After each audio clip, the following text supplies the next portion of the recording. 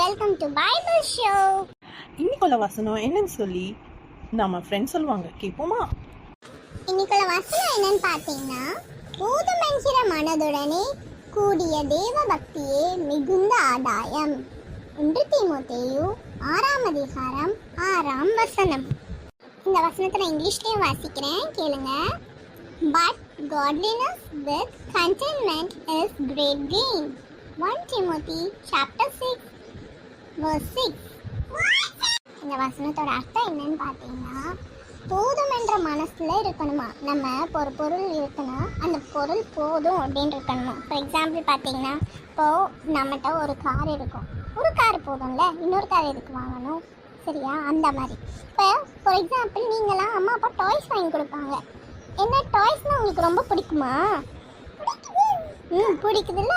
அப்போ கிளாக் பிடிக்குது, அப்புறம் கார்ஸ்லாம் பிடிக்குது. அப்போ என்ன பண்ணும்? ஒரு கார் வாங்கி கொடுத்தாங்கன்னா ஒரு கார் போதும்னு சொல்லி இருக்கணும், ஓகேவா?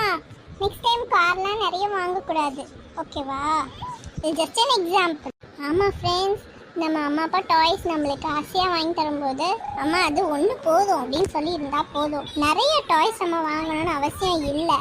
ஆனால் நம்ம அம்மா அப்பாவை நம்மளோட தேவைகளை அறிஞ்சிருக்காங்க. அதே போல் தான் நம்ம காடும் என்ன பண்ணுறாங்க, நம்மளுக்கு போதும் என்கிற மனதோடு இருக்கணும் அப்படின்னு சொல்லியிருக்காங்க. அதுதான் ஆண்டவரோட ஸ்பிரிச்சுவல் லெவலில் அதுதான் மிகுந்த ஆதாயமாக இருக்கான், ஓகேவா? என்ன ஃப்ரெண்ட்ஸ், வசனத்தை கேட்டீங்களா? வசனத்தில் வழி செய்வீங்களா? ஓகே, நீங்கள் எல்லாம் போதுமென்ற மனசோட இருப்பீங்கன்னு நான் விசுவாசிக்கிறேன், நம்புகிறேன், ஓகேவா? ஓகே ஃப்ரெண்ட்ஸ், தேங்க்யூ ஃபார் வாட்சிங். இந்த வீடியோ பிடிச்சிருந்தா லைக் பண்ணுங்க, ஷேர் பண்ணுங்க, சப்ஸ்கிரைப் பண்ணுங்க. Thank you friends.